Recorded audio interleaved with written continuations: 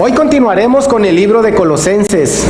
La semana pasada vieron con Bruce compartió sobre el capítulo 1. Pero antes de empezar, quiero que nos acordemos un poquito al cómo pudieron haber ocurrido los hechos en ese entonces. A mí me gusta trasladarme mucho a las situaciones, cómo vivían las personas, los apóstoles, los profetas, cómo Jesús interactuó con las personas, cómo ocurrieron esos hechos. Y hablábamos de una iglesia de Colosas y una iglesia llamada la Odisea. De eso es lo que vamos a seguir compartiendo. Y si nos trasladamos un poquito al tiempo, cuando fue escrita esa carta por parte de Pablo, pues Pablo se encontraba primeramente preso. Eso sí lo sabíamos, eso compartieron el domingo pasado. Se encontraba preso en Roma. Pablo, haciendo introducción a la semana pasada, Pablo en su ministerio llegó a Éfeso y allí compartió el Evangelio. De allí mismo, de esa iglesia, surgió un discípulo llamado Epafras. ¿Llamado qué? Epafras. Qué bueno que no me pusieron Epafras. Un evangelista quien en un viaje misionero llegó a la ciudad de Colosas a difundir el Evangelio. Este hombre, Epafras, posiblemente fue el fundador de esta iglesia. Epafras regresa a Roma y es uno de los que comenta con Pablo, la situación, todo lo que estaba sucediendo alrededor de esta iglesia de Colosas, y así lo estimuló a escribir la carta. Yo me imagino a Pablo preso, no sé si arraigado, no recuerdo exactamente, o preso en Roma. Epafras regresa. ¿Sabes qué, Pablo? La situación está así. Sí, comprendieron el Evangelio, atendieron el llamado, escucharon de la palabra de Dios, pero alrededor hay muchas cosas que no están bien. De eso platicaba. Y cuando llega junto con él, empiezan a tener, yo por eso me remonto a los hechos y digo, ¿cómo debe haber estado platicando este hombre con Pablo sobre la situación que había allí? Y él lo animó a escribir una carta. Pero ¿qué sucedía en Colosas, en la iglesia verdaderamente? ¿Cuál era el problema? Lo que amenazaba a esa iglesia, pues era amenazado por falsas doctrinas, por ciencias ocultas. Vieron la semana pasada lo que eran los gnósticos, que decían ser cristianos, pero ellos pensaban que su propia espiritualidad los llevaba al conocimiento profundo de la sabiduría, donde Pablo refutaba esas filosofías, exaltando la supremacía de Dios ante todo como imagen de Dios mismo, siendo Él la cabeza de la iglesia y que por medio de Él se reconciliaron todas las cosas. De eso habló Bruce y quería hacer una introducción con esto. Pero yo estaba pensando cómo Pablo, cuando llegó Epafras con él, la conversación que tuvieron ellos dos, y lo animó. Pablo en su corazón, movido por el Espíritu Santo, empieza a pensar, bueno, ¿qué está sucediendo allá? Y el Espíritu Santo le empieza a hablar y empieza a escribir una carta. Ahora, las cartas son diferentes a las cartas que tenemos hoy. Por eso les digo, vamos moviéndonos un poquito a cómo pudieron haber sido las cartas. Por medio de películas, por medio de ideas escritos, sabemos que las cartas no son como un mensaje que tenemos o un email o algo parecido. Las cartas eran algo parecido como así. Llegaban y una carta así les envió ¿a quién? A la iglesia de Colosas. ¿Quién se la llevó? No sé si se la llevó, la verdad no sé si se la llevó Epafras, pero ellos llegaron, esa carta llegó a Colosas y llegó más o menos así, no en una cartulina como la conocemos así, es otro tipo de material, pero esa carta llegó allí y empezó a ser leída como leyeron la semana pasada el capítulo 1 y como vamos a leer el capítulo 2. Ha de haber llegado así, toda la iglesia reunida como estamos en este momento, y empezaron a leerle la iglesia la carta a esa iglesia. Y de ahí, ya como vimos más o menos cómo pudo haber sido, nos pasamos a la Biblia, a la fuente original que traigo ahorita. Y dice en Colosenses 2, quiero que sepan que gran lucha sostengo por el bien de ustedes y de los que están en la Odisea. O sea que la carta también iba para este lugar, la Odisea, para esta ciudad.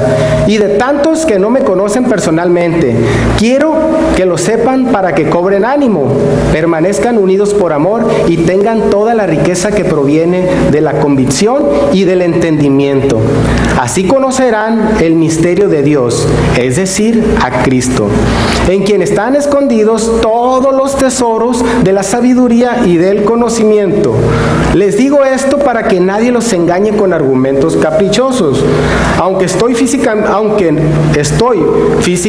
ausente, los acompaño en espíritu y me alegro al ver su buen orden y la firmeza de fe en Cristo.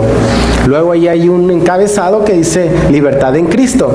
Por eso, de la manera que recibieron a Cristo Jesús como Señor, vivan ahora en Él, arraigados y edificados en Él, confirmados en la fe como se les enseñó y llenos de gratitud. Cuídense de que nadie los cautive con la vana y engañosa filosofía que siguen tradiciones humanas, la que está de acuerdo con los principios de este mundo y no conforme a Cristo. Toda la plenitud de la divinidad habita en la forma corporal en Cristo, y en Él, que es la cabeza de todo poder y autoridad, ustedes han recibido esa plenitud. Además, en Él fueron circuncidados no por mano humana, sino con la circuncisión que consiste en despojarse del cuerpo pecaminoso. Esta circuncisión la efectuó Cristo. Ustedes la recibieron al ser sepultados con Él en el bautismo. En Él también fueron resucitados mediante la fe en el poder de Dios, quien lo resucitó de entre los muertos. Antes de recibir esa circuncisión, ustedes estaban muertos en sus pecados. Sin embargo, Dios nos dio vida en unión con Cristo, al perdonarnos todos los pecados. Amén. Y anular la deuda que teníamos pendiente con los requisitos de la ley. Él anuló esa deuda que nos era adversa, clavándola en la cruz, desarmó a los poderes y a las potestades y por medio de Cristo los humilló en público al exhibirlos en su desfile triunfal. Así que nadie los juzgue a ustedes por lo que comen o beben, o con respecto a los días de fiesta religiosa, de la luna nueva o de reposo. Todo esto es una sombra de las cosas que están por venir. La realidad se halla en Cristo.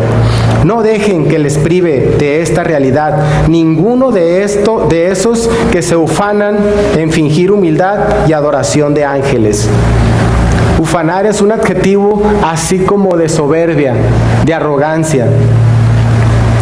Los tales hacen alarde de lo que no han visto y envanecidos por su razonamiento humano. No se mantienen firmemente unidos a la cabeza por la acción de ésta. Todo el cuerpo sostenido y ajustado mediante las articulaciones y ligamentos va creciendo como Dios quiere. Amén.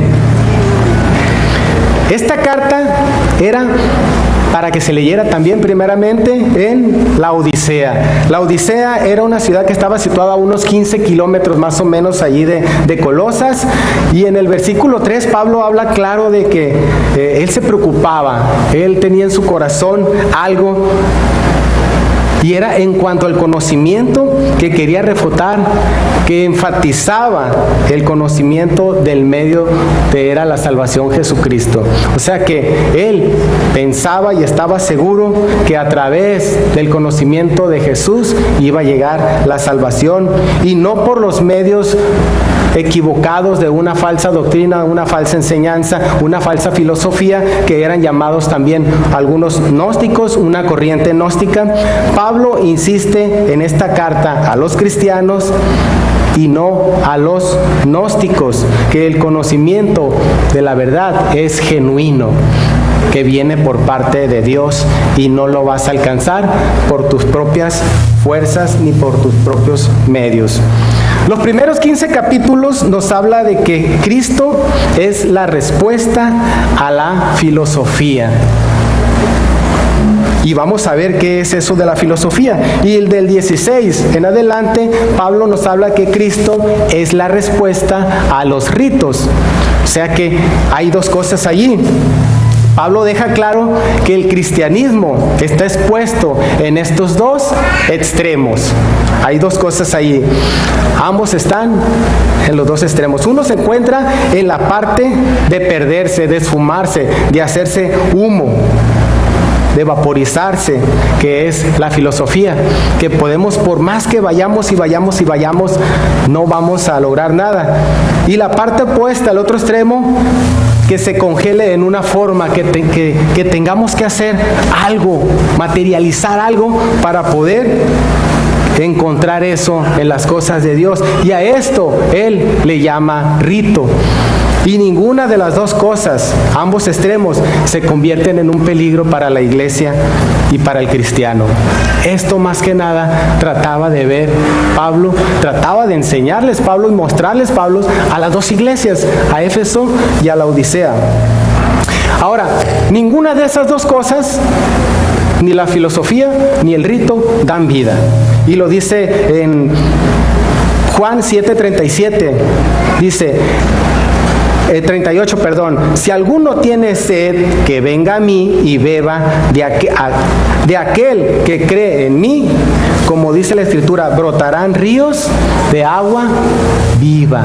O sea que el que crea en Él, el que crea en Jesucristo, o sea que ni la filosofía, ni los ritos, ni los rituales nos hacen ¿qué?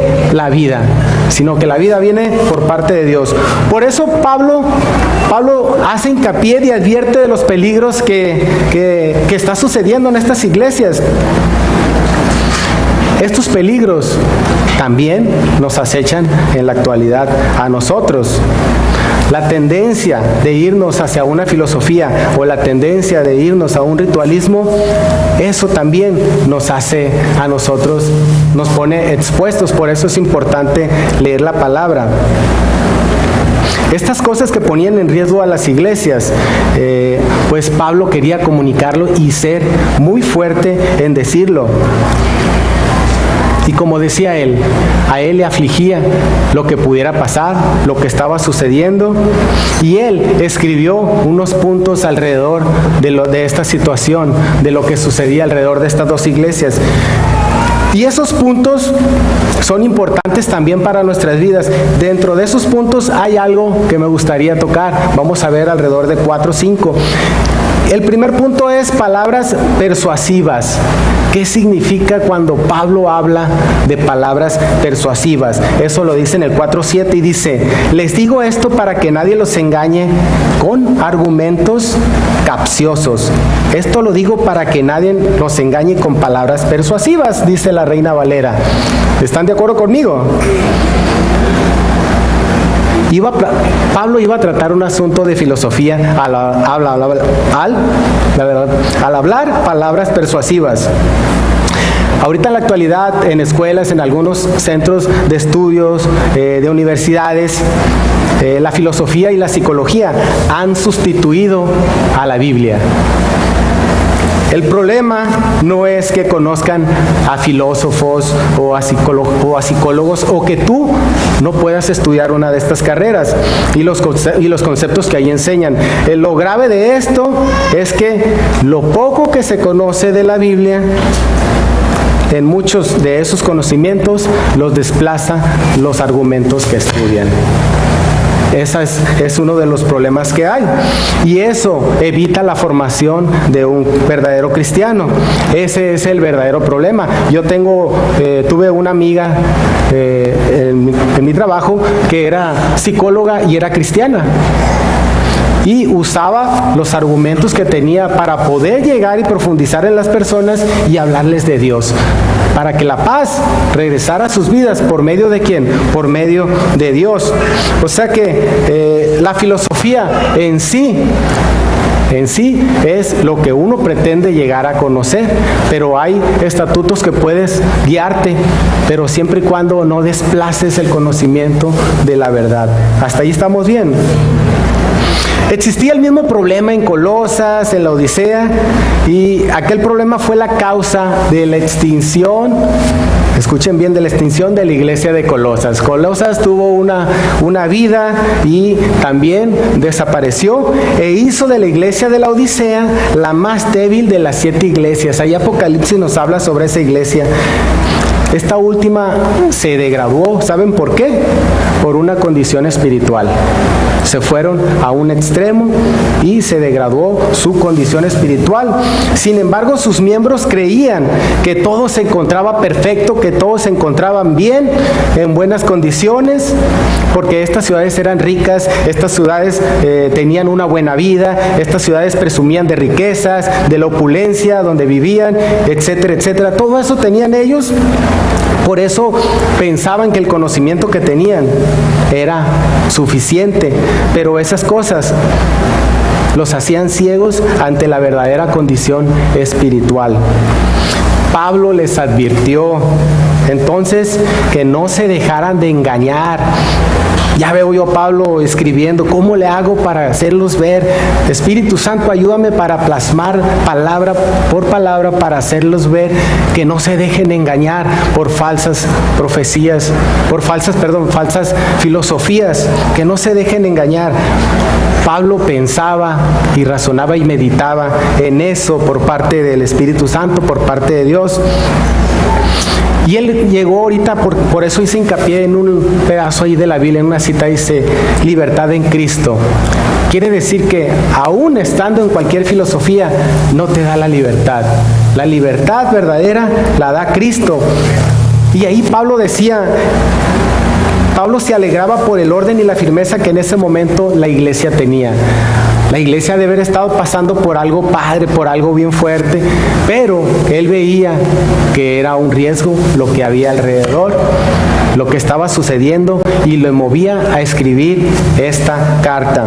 Y en el 6 dice, por eso, de la manera que recibieron a Cristo Jesús como Señor, vivan ahora en Él, arraigados y edificados en Él, confirmados en la fe como se le enseñó y lleno de gratitud.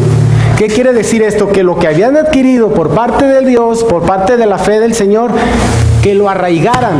¿Qué es eso de arraigar? ¿Cómo son los árboles? ¿Quién levante la mano el que ha ido al Teroque? ¿O conoce un árbol a la orilla del río? ¿Cómo tiran las raíces? Por todos lados y hasta abajo, y se van, y es muy difícil arrancarlos. ¿O quién ha arrancado un árbol así grande? Nadie, no podemos arrancarlos. El término de arraigar quiere decir que la fe, que Cristo Jesús, lo que fueron, a los que fueron llamados, los que se les fue enseñada la palabra, que arraigaran eso así como las raíces de los árboles. Y uso otro término también ahí, que edificados en Él. No sé si aquí hay alguien que tenga conocimiento de albañilería. Para poder tener una buena casa, que no se la lleve el viento, que no se la lleve una tormenta, un río, algo que tienes que hacer, buenos cimientos, los cimientos abajo. Tienes que preparar los cimientos de acuerdo al terreno. Construyes un edificio, un hotel a la orilla de la arena, ¿cómo lo hacen? Hacen unos huecos grandísimos, hacen unas barras, unas plataformas, unos resortes. Construyen un edificio en México donde tiembla, ¿cómo lo hacen? De manera diferente. Construyen una casa en un lugar rocoso, ¿cómo lo hacen? Tuvimos la oportunidad de estar en Jalisco, en la Sierra de Jalisco, y ahí todo es piedra, y es increíble que sobre piedra vayan acomodando la otra piedra, la otra piedra, la otra piedra, hasta que construyen las casas. A eso se refería cuando dice arraigados y edificados en Él. O sea que los cimientos y las raíces nada más deben de estar en Cristo y no en ninguna otra filosofía. Esos son los cimientos firmes de la fe, en lo que se les enseñó, y haciendo otra vez, no se dejen engañar. No se dejen engañar. Otro argumento ahí que tenía Pablo ya directamente sobre el término, sobre la filosofía. Dice en el 8, cuídense de que nadie los cautive con la vana y engañosa filosofía que siguen tradiciones humanas, la que está de acuerdo con los principios de este mundo y no conforme a Cristo. Ya se les había enseñado la palabra, entonces cualquier cosa que estuviera fuera de la palabra ya iba a ser ¿qué? Una filosofía. En la escuela nos hablaron de filosofía, algunas materias, aquellos que se acuerdan o recuerdan, había una materia llamada filosofía y había un hombre que le llamaban Platón, que nos reíamos la primera vez que escuchamos Platón, un plato, y este hombre traía ideas, corrientes diferentes a las cosas de Dios. Ellos buscaban respuestas. Ellos buscaban respuestas a los problemas de la vida, pero no los encontraban en la filosofía. Y seguían, y detrás de ellos vinieron mucho. Me gusta algo que encontré que dice que un verdadero filósofo es un buscador de filosofía. Y no estoy hablando perdón.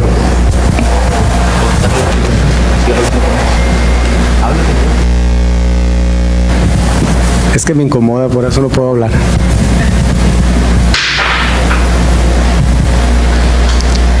Me gusta esto que encontré, decía, un verdadero filósofo es un buscador de sabiduría. La podrá encontrar en sus propias fuerzas, pero la verdad no se encuentra. Ya puedo hablar con nosotros.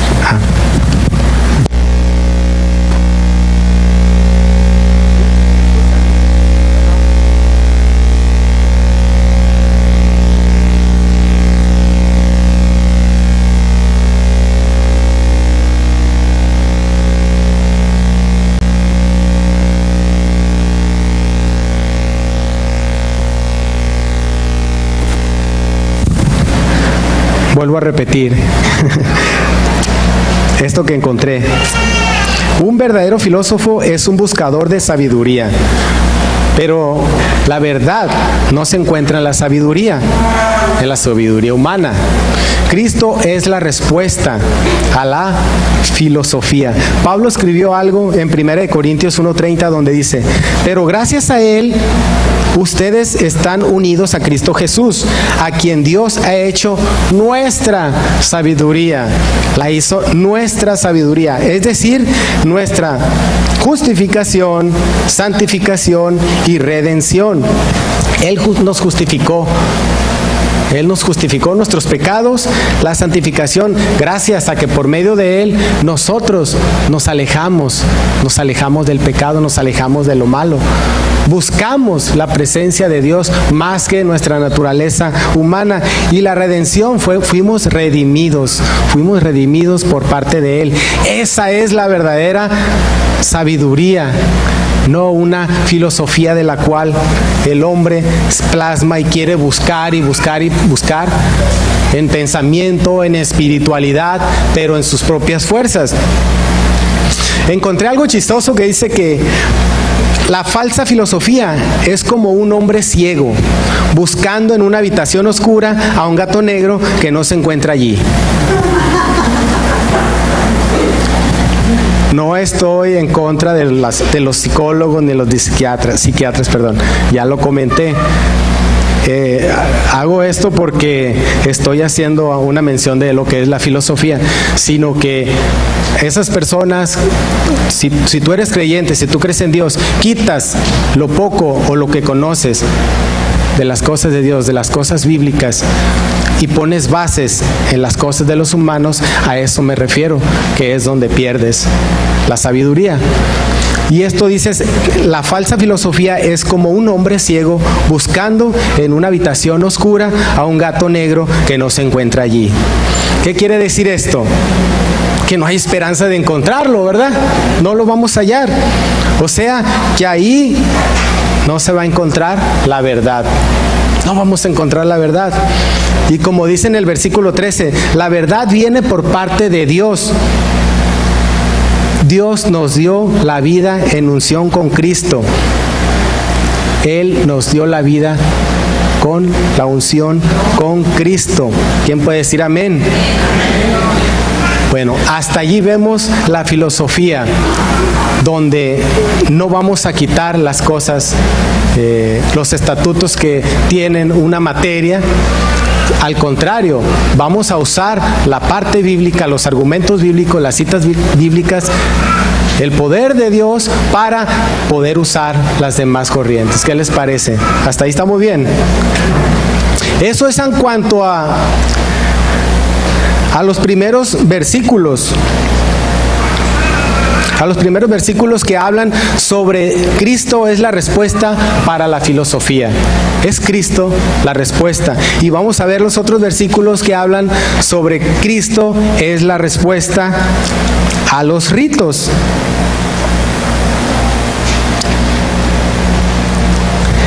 Y ahí vamos a entrar con algo, el peligro del legalismo. Es algo que Pablo veía que sucedía alrededor de estas dos iglesias. Y lo llama peligro. En todos los lugares vemos peligro, no queremos entrar. Peligro quiere decir que ojos, lucecita, cuidado, un semáforo rojo, peligro, no puedes ir allá, gasolina, todo peligro, un bote, una calaverita, peligro, no te la puedes tomar. ¿Por qué? Porque es malo, te va a producir algo malo en tu vida. ¿Hasta dónde estaban expuestas estas dos iglesias con el peligro del legalismo, con el peligro de la ley? En pocas palabras, Pablo advierte muy claramente. En el 14 dice Pablo, Él anuló la deuda que teníamos pendiente por los requisitos de la ley. Él anuló esa deuda que nos era adversa, clavándola en la cruz. ¿A qué se refirió Pablo cuando dijo que Dios anuló la deuda de los decretos que había contra nosotros? ¿A qué se referirá Pablo aquí? Cuando Cristo murió, Él murió por ti, por mí y por todo aquel que crea y por todo aquel que todavía no ha llegado a su vida. Tiene la oportunidad. Por Él murió. Hasta ahí estamos bien. Él pagó el castigo por nuestro pecado. Es importante saber que Jesucristo murió, y cuando Él murió sobre la cruz, se pusieron unas letritas ahí que dice, ¿cómo dice? INRI, dice, este es Jesús de Nazaret, el Rey de los judíos. Él estaba siendo juzgado ¿por quién? Por hombres. Y los hombres que estaban mirando a Jesús cuando estaba crucificado, ¿qué estaban viendo allí? Estaban viendo INRI. Estaban viendo que Él era el Rey de los judíos y era por algo que injustamente fue crucificado. Pero eso veían ellos. Pero cuando Dios miró esa cruz, vio un altar sobre Él, donde veía al Cordero de Dios que quita el pecado del mundo y que era ofrecido por el perdón de nuestros pecados. Dios no vio otra cosa. Cuando dice allí que Él anuló esa deuda que nos era adversa clavándola en la cruz, ¿qué quiere decir? Que allí en ese lugar quedó la ley. Ahí quedó la ley. Y fue crucificada por un hombre que cumplió la ley. Jesús no pecó. Y al no pecar, Él pudo anular la ley. Así es que al anular la ley, nosotros obtenemos el perdón de nuestros pecados. Y al obtener el perdón de nuestros pecados por gracia, porque Él lo hizo, y lo hizo por nosotros, por ti y por mí, ya no tienes que hacer ningún ritual ni nada parecido. Dios lo vio así. Anuló la ley. La ley, quiero decirles esto, era un acta de decretos que había contra nosotros. ¿Están de acuerdo? Pero como nos era contraria, dice allí, Él la quitó y la puso allí, en la cruz.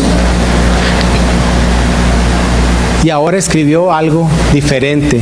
Escribió que Él nos ama, que Él es perdón, que Él es el Hijo de Dios y que Él es la salvación y que Él es intermediario, Él es a quien a través de Él llegamos al Padre. Eso puso allí en ese lugar. Ahí decía que Él escribió los 10 mandamientos y escribió la ley que nosotros no podemos ni somos capaces de cumplirlas. ¿O alguien ha cumplido la ley? Y cuando Cristo murió allí, no quebrantó la ley. Él hizo un pacto nuevo y dice allí que anuló esa deuda. ¿Cuántos pueden decir amén? Él no tenía pecado, pero Él murió porque nosotros la habíamos quebrantado. Él no quebrantó nada. Nosotros quebrantamos esa ley, esos preceptos, y como dice Pablo, dice que todos pecaron y todos estamos destituidos de la gloria de Dios. Pero gracias a esto, gracias a que Jesús pagó el precio en esa cruz, nosotros somos redimidos, dice allí la palabra. A mí me gusta cómo Pablo hace ver esto. Pablo refuta, Pablo dice, hey, no es así. La verdad se encuentra en Cristo. No hay rituales. ¿Qué quiere decir que la ley era ritual? Tenías que hacer cuántos mandamientos, cuántas cosas para poder llegar al Padre. ¿Lo podíamos hacer? Claro que no lo podíamos hacer. Pero Jesús se puso allí. Y cuando yo digo que se puso allí, yo siempre recuerdo esto. Pablo lo hace así. Ve tus pecados. ¿Los estás viendo?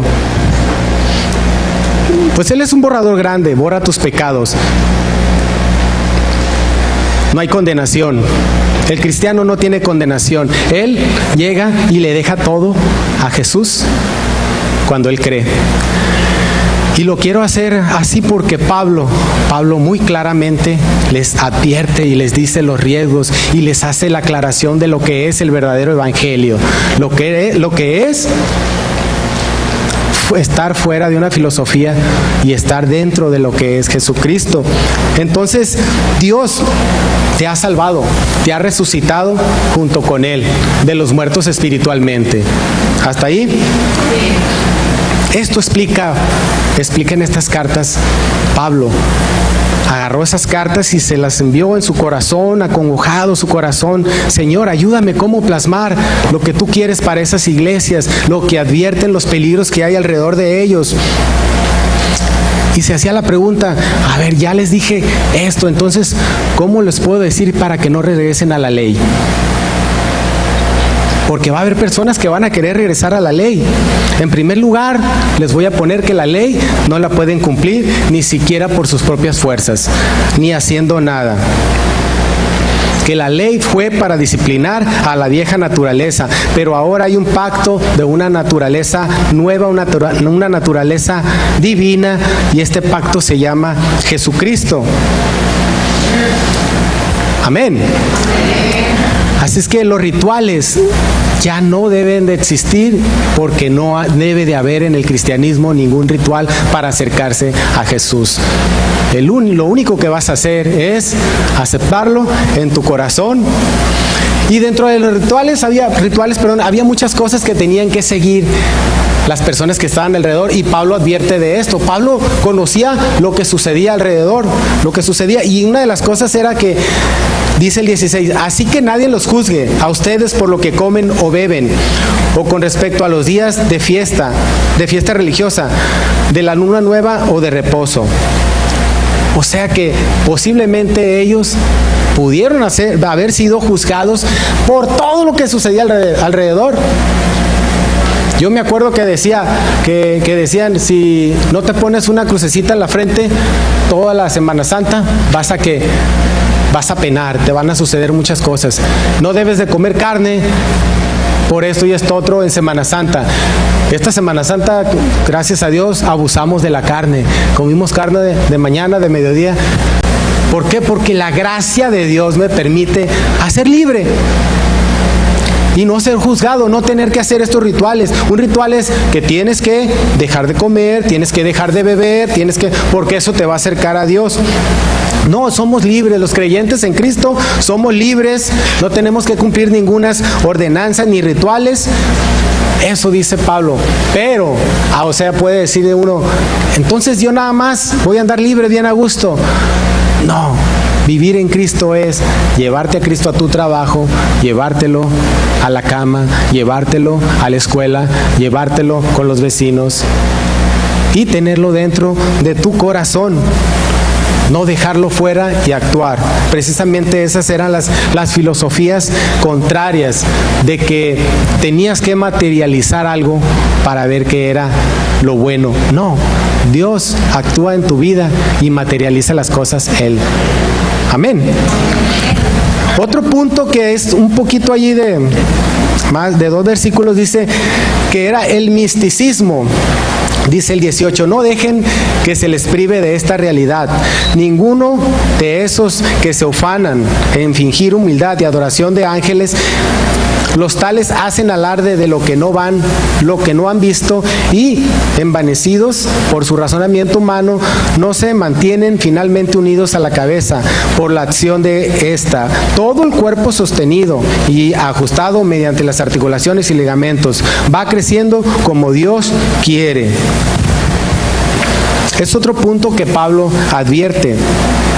Pablo estaba aquí condenando a los gnósticos que simulaban o disimulaban o creían ser sabios, y que la misma religiosidad que practicaban, ellos creían o pensaban que había cosas y seres espirituales a los cuales el hombre podía, a través de ellos el hombre podía acercarse más a Dios.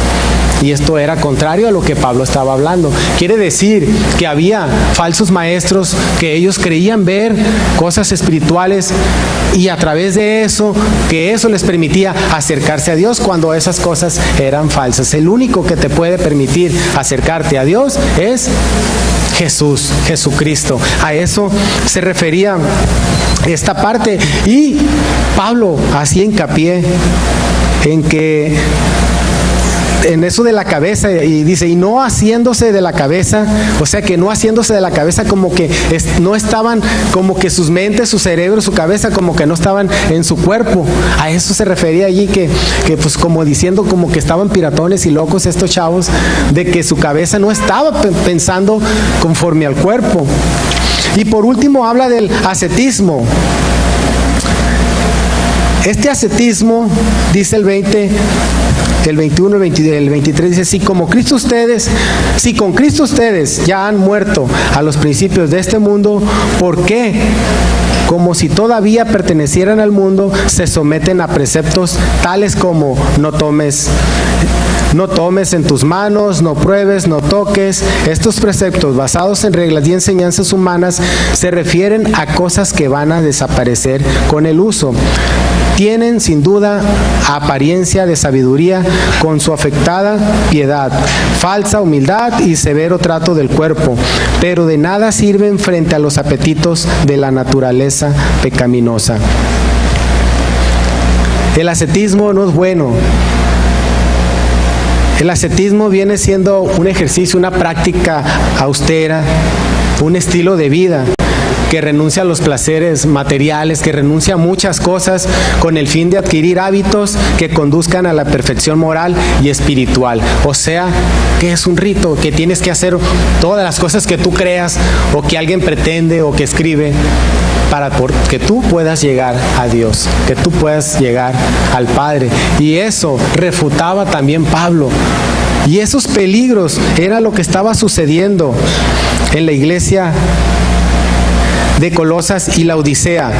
Pablo, en su corazón, que estaba afligido, su corazón que a la vez veía una iglesia fuerte, y animado por Epafras, que estaba junto con él, empezó a escribir esa carta, y que la muestra de una manera con amor, y diciéndoles, ¿saben qué? La situación está así, hay un peligro. Y yo lo veo también así, hay un peligro. Y todo lo que está fuera de Cristo no es sano para nosotros. Ritual o filosofía no es sano para nosotros. Pablo advierte que la verdadera, que nosotros tenemos conocimiento por parte de Dios. Si tú buscas conocimiento, poder humano, sabiduría fuera de las cosas de Dios, te vas a topar con pared. ¿Sabes qué vas a andar haciendo? Buscando un gato negro en un cuarto oscuro, un gato negro que no está. Y sabemos ahí que dice la palabra que Él es la verdad y la vida, y que a través de Él surgirán ríos de agua viva. Muchos preguntaban, estuve compartiendo esto la semana pasada en Guasave, capítulo 1, ¿qué es Colosas? ¿Qué es Colosenses? Y la verdad, pues, Colosas es una ciudad alrededor de ahorita Turquía, cerca en Asia. Y lo que hacemos con estos estudios es saber cómo vivían, saber cómo las iglesias estaban surgiendo y cómo eran amenazadas por el enemigo. Pero Dios, en amor, levantó a hombres como Pablo para advertirles los riesgos de las cosas que estaban sucediendo. Riesgos que en la actualidad también tenemos como iglesia. Riesgos que gracias a Dios los tenemos en esta Biblia, en un libro en el Nuevo Testamento llamado Colosenses, que fue escrito por Pablo para las iglesias de Asia, en esa iglesia de Asia de Colosas, y comprendía otra ciudad que se llama la Odisea, que tenía 15 kilómetros allí más o menos cerca de allí. Los riesgos son casi o igual para nosotros. Encontramos falsas doctrinas, encontramos gente que nos empieza a murmurar, que nos puede desviar de lo que es la verdad. Atentos, eso es lo que nos dice Pablo. Que vivamos en Cristo, que llevemos a Cristo, y Él refuta todo lo que pudiera suceder fuera de la iglesia. Esos riesgos Él los refuta diciendo y exaltando la supremacía de Cristo por sobre todas las cosas. Amén.